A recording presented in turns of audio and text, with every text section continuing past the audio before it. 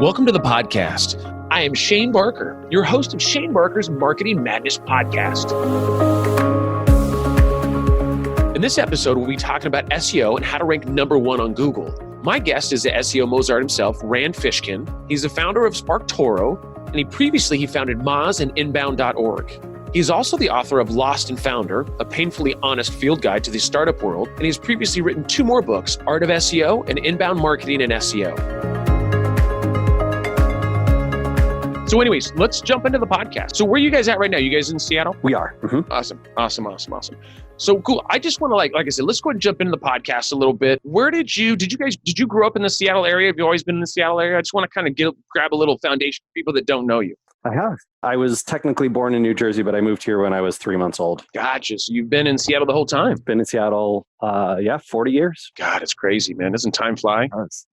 It's incredible to me. And then what about your family? So growing up, so you had your family move obviously from the East Coast and moved over to Seattle. How big's your family? Not very big. Depends on the side. My mom has 4 brothers and sisters, and so I've got cousins on that side. But my dad had only one brother, and he died just a couple of years before I was born. Oh, wow. Yeah, just before starting college. So pretty tight little family. I have a brother and a sister.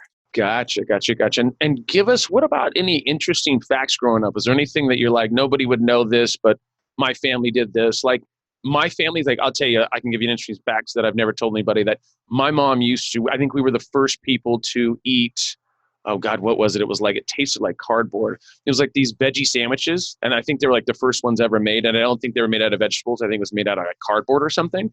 And they tasted like, I didn't eat a lot of cardboard growing up, but I'm assuming that's what cardboard tasted like. It was absolutely terrible. So that's a random fact about me. You have any cool random facts growing up? Like, we used to do this. Well, so let's see. My dad was a very thrifty person. I think he still is. I don't have a very close relationship these days, but he, when we were growing up, was obsessed with coupons and saving money and getting great deals. And he had a system figured out where he knew all of the managers of the meat departments at the various grocery stores around the rural area where we grew up. It was unincorporated King County, which is the county that Seattle is in, but it was a good 45 minutes from the city. And he would drive around to all the different grocery stores, knowing which days they put their meat on sale. And Shane, I cannot recommend enough that you buy, if you're going to buy something fresh, it should be meat. Yeah. Because for all of the years growing up, right, for all the years that I lived with my parents, I had bowel trouble and I didn't really understand why, right? I just thought like, okay, this is me. This is my body.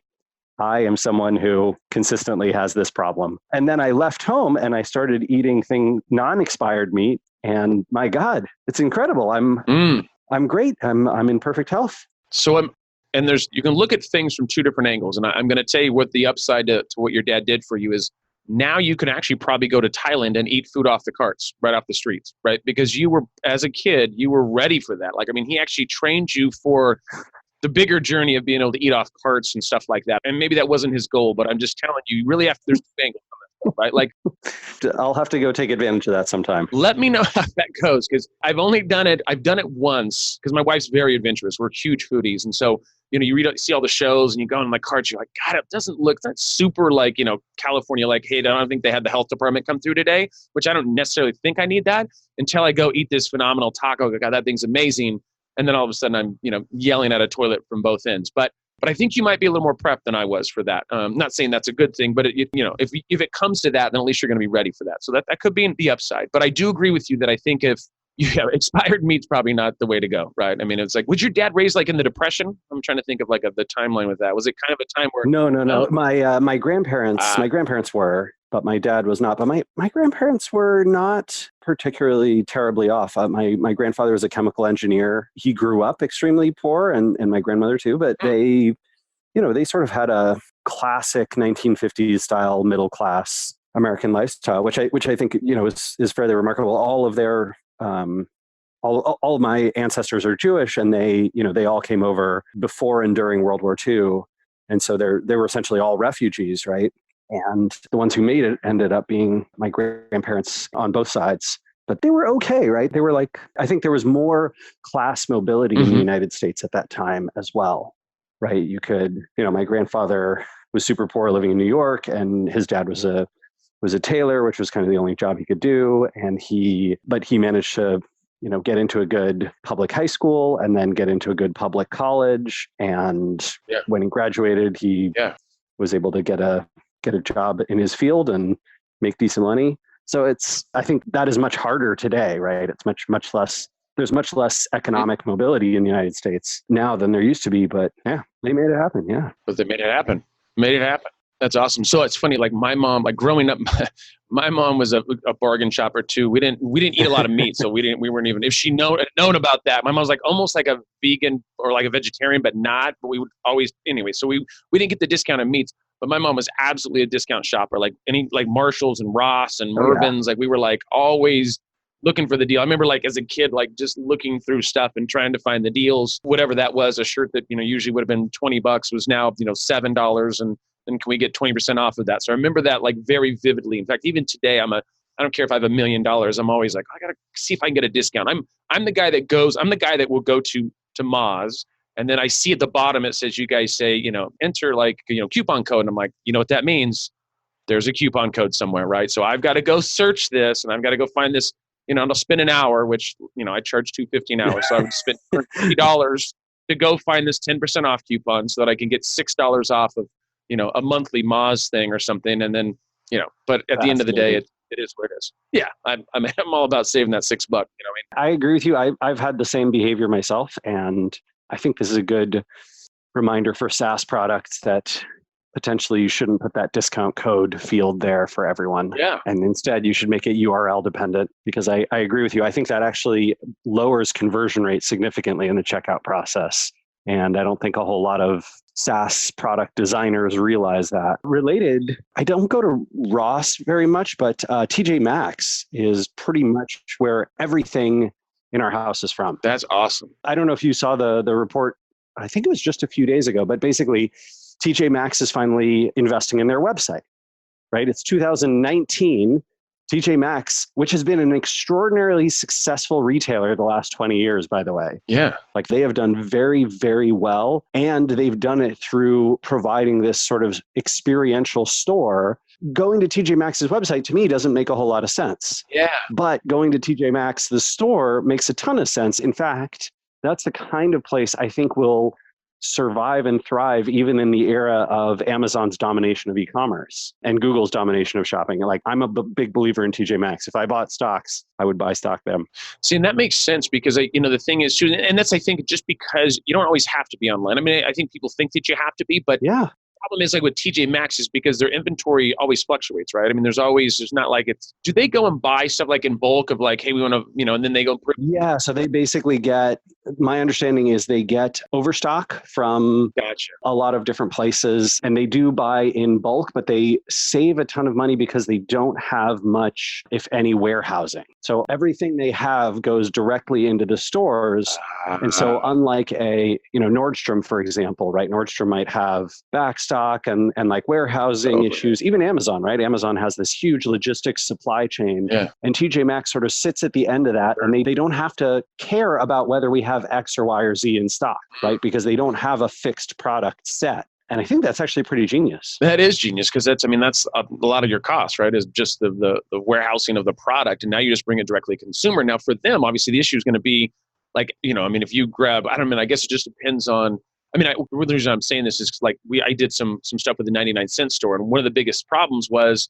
like, what do you put on the website? Because only some people in Sacramento or in Seattle or in a certain area. So what they would do is they had these, it's kind of interesting. They have these little Facebook groups that people that would talk about like the 99-cent store as an example. And they would say, hey, you guys, I'm here in the Seattle place. And I just went and I saw they have the George Foreman grill for 99 cents. And so they would put some on the Facebook group and everybody would go apeshit crazy. And then they would go over there and buy them all. So, and it's the same thing. I think TJ Maxx is going to have that same potential issue, right? It's inventory. Like you only have so much inventory. So it goes to these 3 stores. And how do you put that on your website? Is it like through an IP address that only, Rand gets to see it and Shane gets to see it because it's there? Yeah. And I think that's one of the challenges I remember early days of Home Depot, right? Because a lot of folks wanted to have delivery of these big, bulky items. And so figuring out the logistics, being able to zip code yourself. And then the challenge too of, I think this is a big problem IP address wise, regardless, right, is, oh, I'm trying to help my grandparents get a new washer dryer.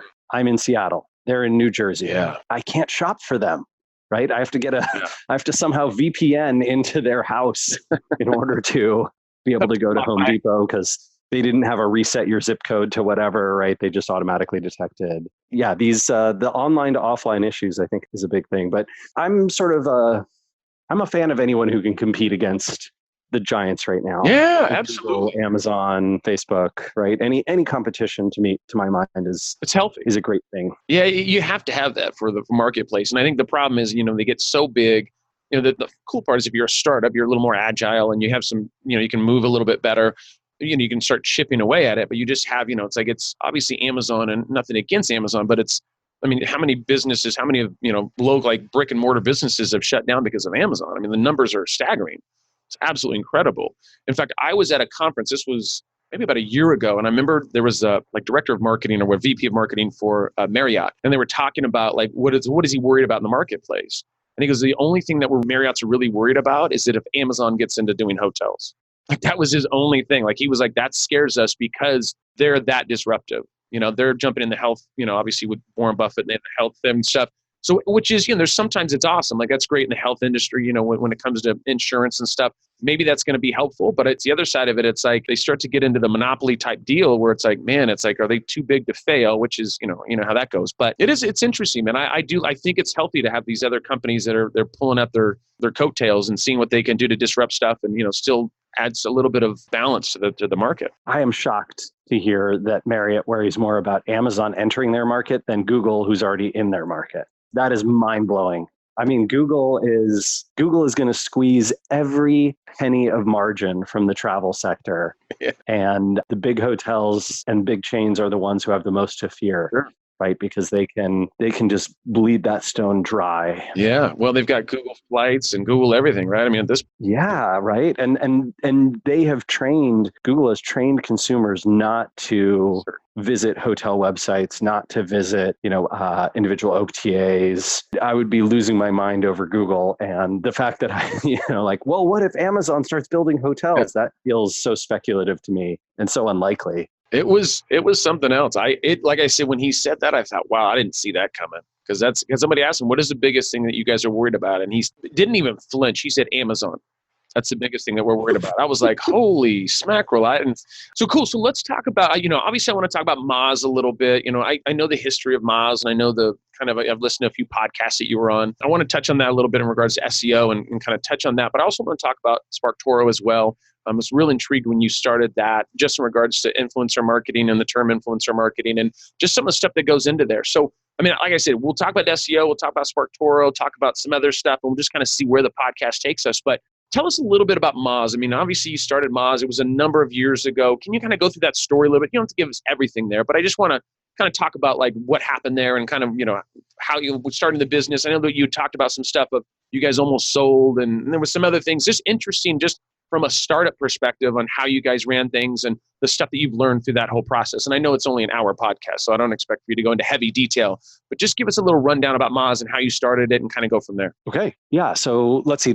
I'll try and give you the story in brief. I dropped out of college in 2001 and started working with my mom, Jillian, who'd been running a graphic design and sort of marketing one-woman show in the Seattle area.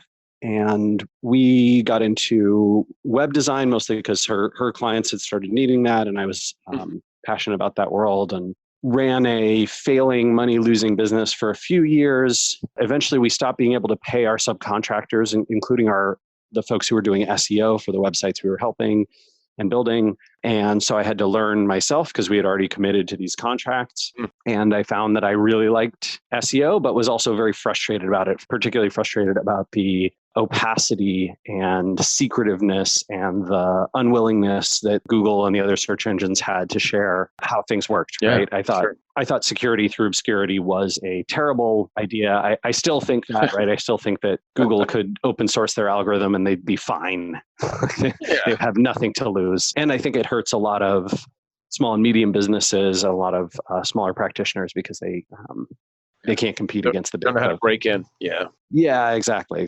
So I started this website called SEO Moz that was specifically built to share what I was learning about SEO and help people understand and do it better. The blog sort of took off, and I got invitations to speak at conferences and events, and we got consulting contracts and sort of managed to save the business through that process. And then in 2007, we had built a little bit of software, it's not really software. It's like 6 or 7 little SEO tools, one-off SEO tools. We put them behind a PayPal paywall because we couldn't afford the server bandwidth to make them open and free. And 6 months into that, we were making as much money from subscriptions as we were from consulting. And I got pitched by some venture investors and local private investors about, hey, do you want to try and take this thing to the next level and raise some money? And so we did. I became CEO, and over the next 7 years, we scaled that software business from a couple $100,000 to about $30 million. I stepped down in 2014 from the CEO role during a bout with depression and promoted my longtime chief operating officer to the role. And she's been CEO for the last 5 years now, almost 5 years. Yeah. And then I left Moz 18 months ago. So beginning of 2018 on not terrific terms. I remain on the board of directors, and I'm still a shareholder in Moz. Mm-hmm. So I'm cheering for them to do well. But it was kind of unfortunately not the best departure. Yeah, I know. Obviously, anytime you get capital and anything that happens, and there becomes other people that are involved in your business, right? I think some people don't. I'm not saying you didn't understand this, but I think some people don't understand what that means, right? You're like, oh, this is awesome. I'm getting capital. I'm getting funding, and this is awesome. But then there's a different set of rules, right? Then things change because you have people that have a vested interest in what you're doing, and you're not quite in charge of your startup anymore, right? You're not driving the ship as much anymore. And I think some people don't understand that. I used to do consulting early on, many moons ago, with startups, and kind of saying, hey, listen, like, that's awesome, but you have to really figure out what this means, right? Because not all money is good money, and you have to figure out what are those terms of that. I think you touch on that a little bit in your book, The Lost and Founder, that you came out with, I think it was 2018. Tell us. The book came out just about a year ago. Yeah, and does that touch on, obviously, I'm sure it touches on your experience with Moz, yes. And it's kind of like this, like, hey, what I love about you, and you've always been a crusader for just transparency, right? And like, hey, like, let me just shoot it straight. And I don't think, just not a lot of people out there that I think that are like for the people, right? And I've always felt like you were that from an SEO perspective, but also from an entrepreneurial perspective. And I think you're just extremely honest, which is awesome, because, and I think that's your frustration before you started Moz was like, SEO is this little, like, behind the scenes, like, we can't really tell you what's going on and all this kind of stuff. Like, wait a second, why don't we just talk about it? Like, it's not a big deal. Why don't we try to figure this out, and there's power in numbers, and let's work it out and figure out what we need to do to be able to. Well, and I think the evidence speaks for itself, right? The more educated, the more effective, the more people understood how Google's algorithm worked and how to do SEO correctly, the better the web got for Google, right? They were able to index more stuff, more people created better content that more people wanted.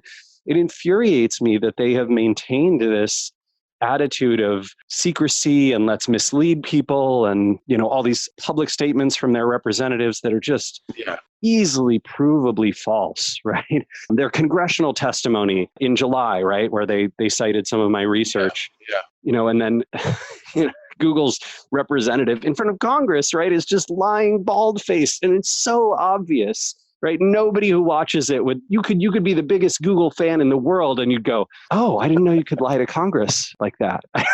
I thought you had to tell them the truth. I guess maybe our government doesn't work the way I thought it worked, right? Yeah, I thought if you get subpoenaed by Congress, right, and then you lie there, you're gonna be held in contempt, and maybe they will be, right? I don't know. Maybe it's just a fine, and that's why they don't care, right? Because they can afford to just brush it off. But it's still infuriating to me how deceptive and misleading that company is. And I think I personally know dozens, if not hundreds, of people who work there who are good, honest, kind, thoughtful people. And when they're confronted with this stuff, they're kind of like, well, that's just how it goes at a big company. But to my mind, it doesn't have to be that way. And it's so funny. I think it's funny when you say it, because I've done SEO for a long time as well. And you kind of forget that there's other options, right? You're like, oh, it's always been this way. So you're like, oh, that's just the way that it is. But if you think about it, it doesn't have to be, right? Like it's a very basic concept of like, if you would just let us know, then we could do things better, right? And then everybody, because there's 1,000 websites and everybody can check this and look at the algorithms. And I mean, there's enough information to have a good idea of how to do SEO now because of the different softwares and everything. You would assume at a certain point, Google would say, hey, listen, let's all work this out. I'm just going to let you guys know when there's updates. We're just going to be very transparent about what we're doing. Because you're not, in theory, you're not supposed to game Google, right? You're not supposed to try to get to the number one rankings and organically, right? Through any kind of... Why not? Like, I don't understand that at all, right? The whole idea of creating a market, right? Creating a market where on the advertising side, you bid more and you have more relevant content and you have better conversion rates and you're serving customers better. And so Google ranks you higher in the ads, right? And they're very transparent about that. And in the organic results, if you serve searchers better, your content does a better job, you get more clicks, you get more, fewer people pogo sticking, you get more links and more, better reputation online and off, and your brand improves, then Google's going to rank you higher there too, right? And the fact that they are unwilling to be transparent about what those things are exactly, and so misleading so often about different elements, everything from like, oh, we're not going to really tell you what's going on with subdomains. We're not really going to tell you what's going on with, how big a deal it is with mobile friendliness or site speed. Are those tiny little ranking factors, or are they really big? And we're just saying they're tiny and little. Yeah. And, there's a million other examples, right? Every day I look at their representatives who are sometimes very helpful. I would say 70, 80% of the time, if you look at what they say, it looks pretty darn helpful. Sometimes it's still not the whole truth. And then, 20, 30% of the time, you look at it and you just shake your head and go, oh man, I hope that person does their research and doesn't listen to that, because that's such bad advice, right? And it's provably bad advice, and it's really easy to show that. And why are you doing that to that poor business owner? I don't understand. Yeah, no, I mean, you do think that they have some kind of an ethical responsibility. And I understand they own the search engine, right? But I think there is some kind of responsibility of like, hey, like it doesn't hurt them necessarily, right? I mean, people are already trying to, in theory, game Google to become number one. So it's like, if you just gave us a rules of engagement, so we know what we've got going on, then it's easier. And you're going to have more people that do it right. That either now they know how to follow rules, right? Like if I know how to follow the rules and I don't want to follow the rules and I get in trouble and I get de-indexed or I get slapped with a penalty, then okay, that was my own fault because I knew the rules of engagement. But if you don't know the rules of engagement, it's this weird balance of like, am I doing this right? Or I'm not really sure. I mean, I think I can do this, and I guess we'll kind of test it and then we'll see how it works out. It's like, it's just, and it's been that way for how long? I mean, I guess since the beginning. Since the beginning, yeah. Crazy. I mean, I think this is one of those things, right? Culturally speaking, companies inherit the strengths and weaknesses and attributes of their founders. And I think, Larry and Sergey are brilliant engineers, and the culture that they formed around secrecy regarding how the search engine operated is something that's persisted through 2 decades of Google's life. And have you ever talked to those guys? I mean, I know obviously you have kind of a direct, and what I mean by that is because, because obviously you jumped on the radar and you started doing some stuff, and I looked at you as like, hey, we kind of need him as an ally in theory. Maybe they don't, I don't know. But have you ever had conversations with those guys, or are they like, oh God, here goes Rand, like I was supposed to be on a call. This was maybe 2008, something like that, with Sergey when they were launching SpaceX. And they basically were like, hey, we would like someone to do, the SEO and marketing side of it. And I was like, holy shit, one of Google's founders wants to talk to me about doing SEO for their big space investment. Holy crap. All right. This is going to be awesome. I missed the call. Yeah. I missed the call. And the next day was when I started looking for a personal assistant and getting a better calendar situation. That was, it was such an awful, awful day. You just felt like crap. And of course, I emailed to apologize. I'll show you, and I never got a reply from him or his office again. Yeah, it was me flaking on a phone call. They were like, screw all American business owners. Man.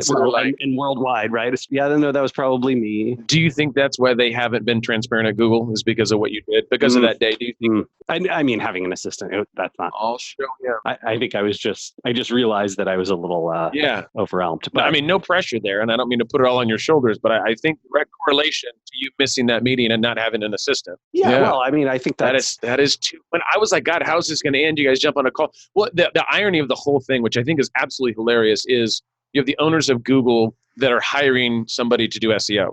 Ironic in the sense that you're like, I feel like you could probably get number one if you talk to a few people at Google. I don't know. Like I mean, you look at the tens of thousands of employees who left Google over the last 20 years, and there's maybe 3 or 4 of them who are in the SEO world now, right? So working at Google does not mean you know something about SEO, right? I think that if you're an engineer and you're working on, hey, I'm trying to build, a neural network machine learning system off of a bunch of data that's coming in, that doesn't mean you understand how to build a brand online or how to reach out to people or what is going to, what's going to resonate and get people to link to you, or what's going to resonate with searchers and be, the kind of content they want to read. That makes sense. It's a totally different skill set. So that makes sense. I'm with you on the branding side of things. But I do feel like from an SEO perspective, they could probably pull a few levers if needed. Yeah. I mean, that's, I kind of feel like since they own it, but yeah, I get it. That makes sense. And it sucks that you missed it. So how was that night? You're like, what did I miss today? You're having a beer and you're like, God, talking to the wifey and you're like, hey, what's going on? Like, oh shit. Forgot my meeting with the owners of Google. That's what it was. Another day. Well, it happens. But you showed them. You're like, you know what? I'm Rand. You remember that, okay? I don't have to make it to your little meetings, okay? I don't know if I.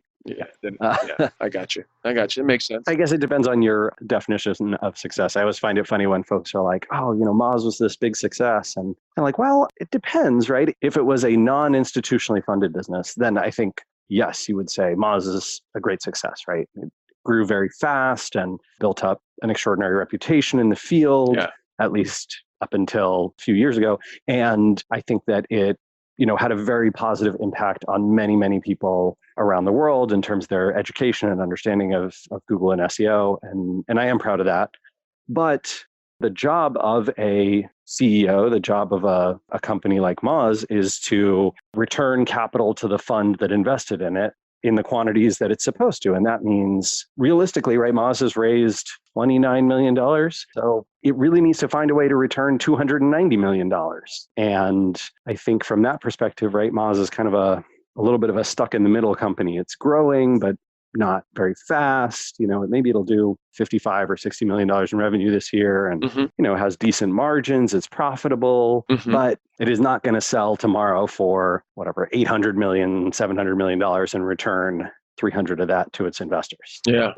Yeah. Well, we'll put up the good vibes. I hope it does do something like that. Hopefully something happens and then, you can go and grab your money and go buy Seattle or do whatever you need to do out there. But well, that's awesome. And I, like I said, I've always been, I do have to thank you as an individual that jumped into SEO.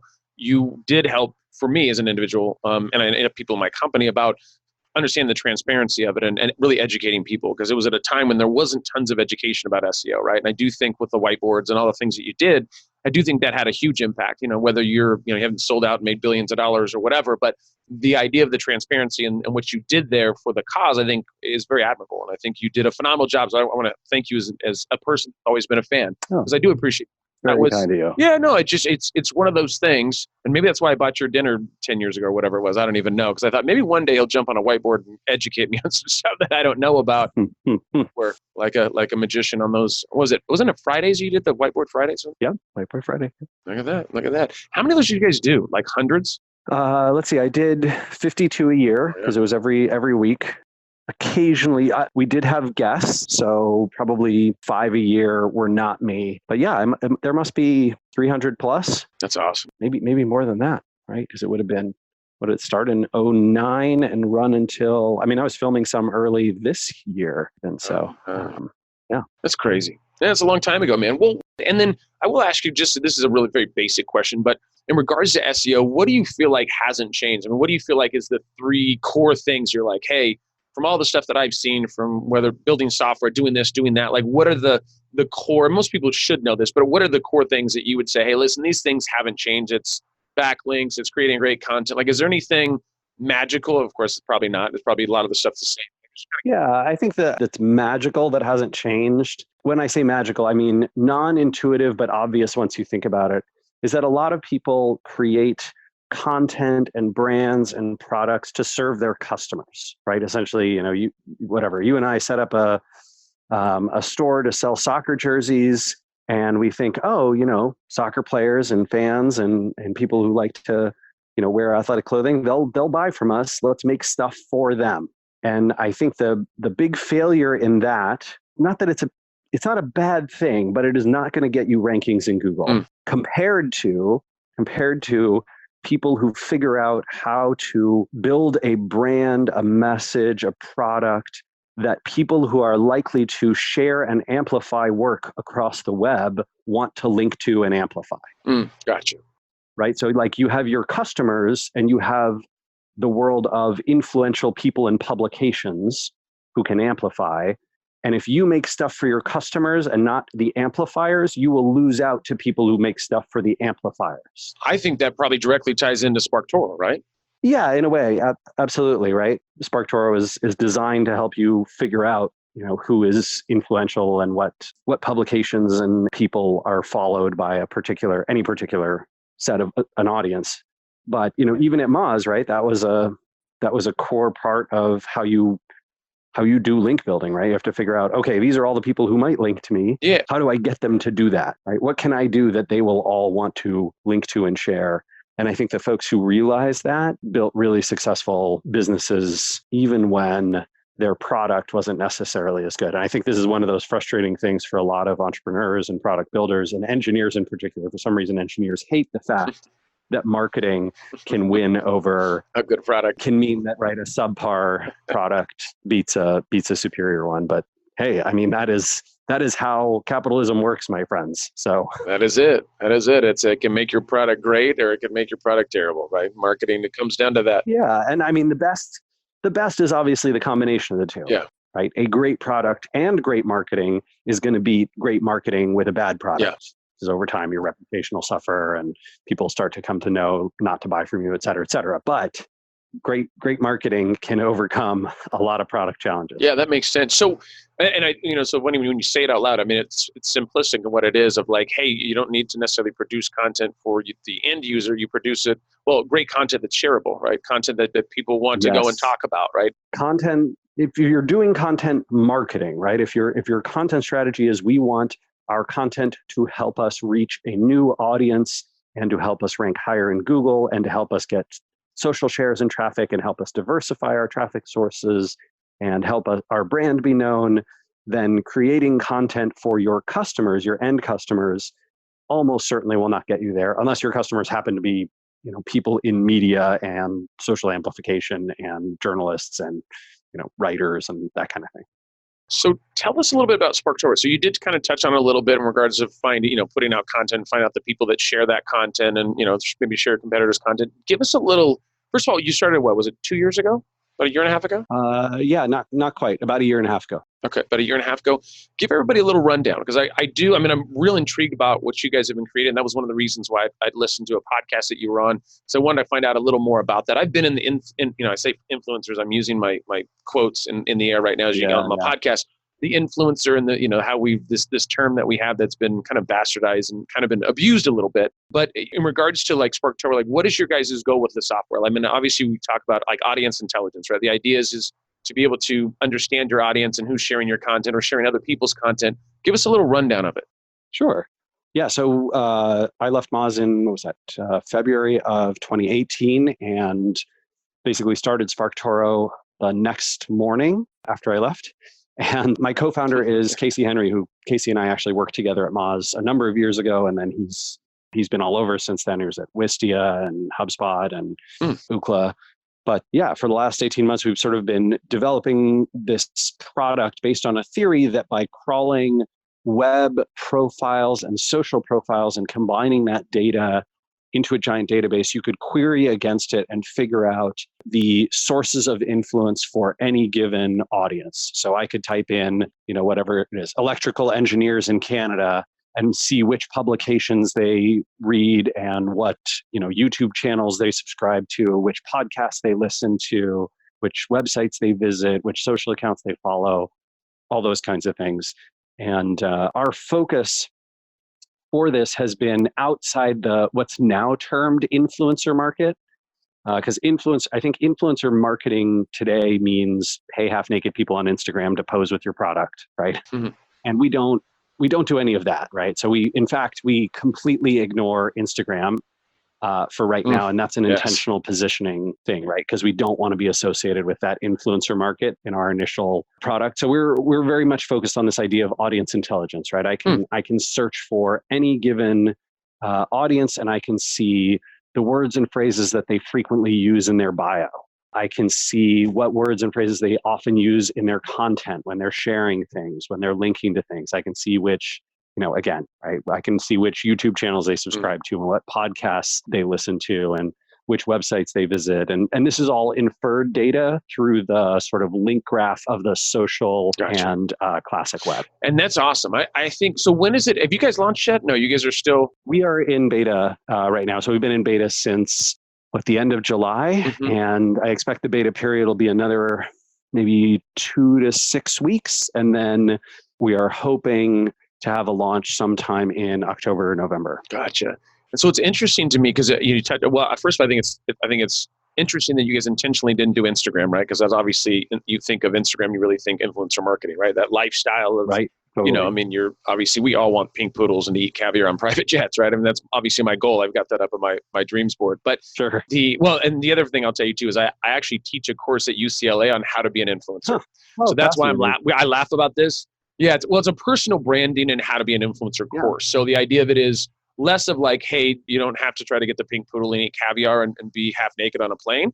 If that's your thing, I guess that's okay. But really, it's about personal branding. Like, how do you build a brand, right? So we kind of pull them in with the influencer marketing, and then I hit them with the like, hey, guess what? You're probably not going to be able to buy a private jet this year.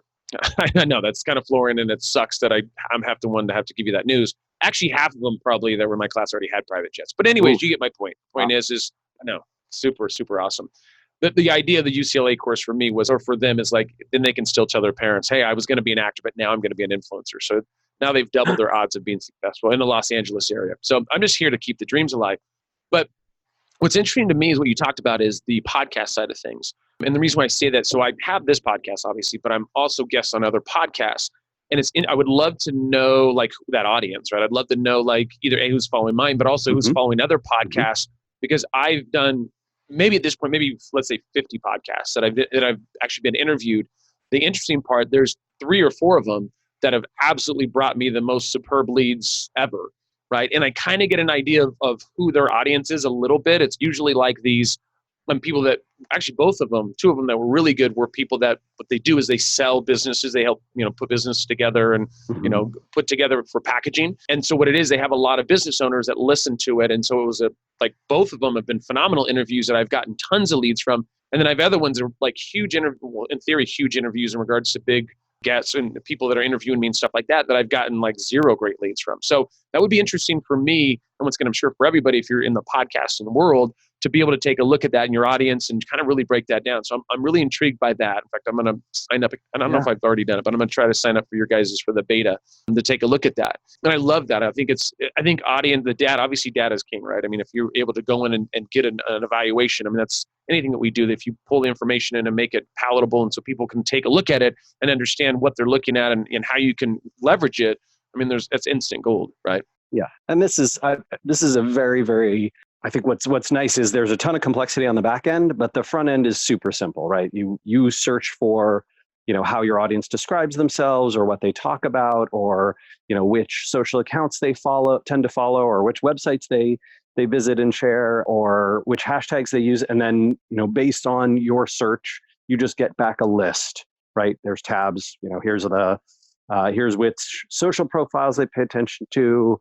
Here's which websites they visit and read and share. Here's which podcasts they listen to. Here's YouTube, right? And here's intelligence about their profiles and that kind of stuff. And so you can just click and see this very simplistic information. My favorite part of the beta so far has been the feedback we've gotten on the interface, which is just like, oh, this is super simple and intuitive, right? It's just lists, and they're ordered by like percent of people who follow, percent of people that you want in that audience who follow that particular publication or account.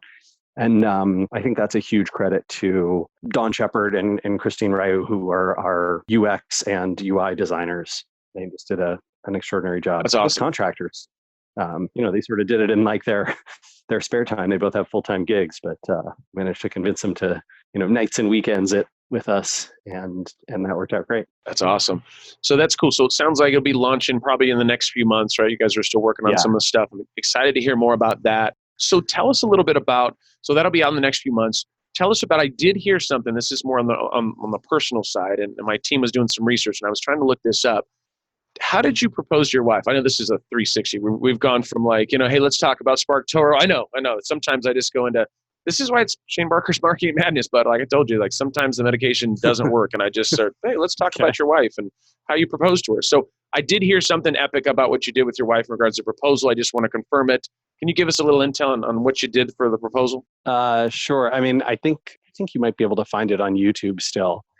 Just prepare yourself for what 2007 Rand looked like. I bought a local television commercial awesome. back when watching TV with commercials was still a thing. Yeah. And it aired during Geraldine's favorite show, Veronica Mars, which is now back on Hulu, magically. Hello. And in fact, I highly recommend fourth season, the season that they did on Hulu. I think it's some excellent noir detective fun. And then I hid a camera in the room, so you can watch her reaction when the advertisement comes on television, and then I pull the ring out. Yep.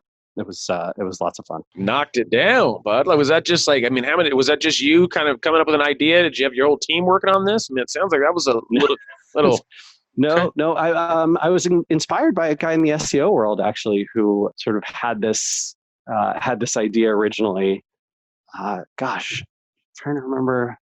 I can't remember his name now. But he had this idea and was running like a little blog to propose to his girlfriend during the Super Bowl. I think he was based out of Tennessee, and anyway, ended up being a whole thing. But yes, the proposal now. I think that it seems a little silly in retrospect, but it was very fun at the time. But but you made some impact. That's awesome. That's it's like, how do you, right? The only impact I really care about is Geraldine going to say yes? Yeah. And, do we have a fun story to tell friends? And I think that worked out great. That's too funny. Sure. Well, anyways, Rand, hey, once again, I really appreciate you taking the time today. I was really excited that you remembered that I did that. I don't know, once again, weird situation. Don't know why I did it. One of those weird things. And it came back 360. And I was so awesome that you guys both remember that. And it's even more awesome that you guys paid it forward to somebody else. And hopefully that kept going. And hopefully, that's awesome. Of course. That is so cool. No, that was a really fun experience. Yeah. Well, that's killer, man. Well, you have a great rest of your Friday. I'm going to sign up for SparkToro right now for the beta to test it out. If you guys ever need anything from me, man, once again, I feel like I've watched enough of your Friday whiteboard sessions that I probably owe you a lot more than just a dinner. But once again, I appreciate the impact you've made on the industry and how transparent you are. And I look forward to your successes in the future. Oh, Shane, it was my pleasure. Thanks for having me. All right, bud. Take care. You too. Bye-bye.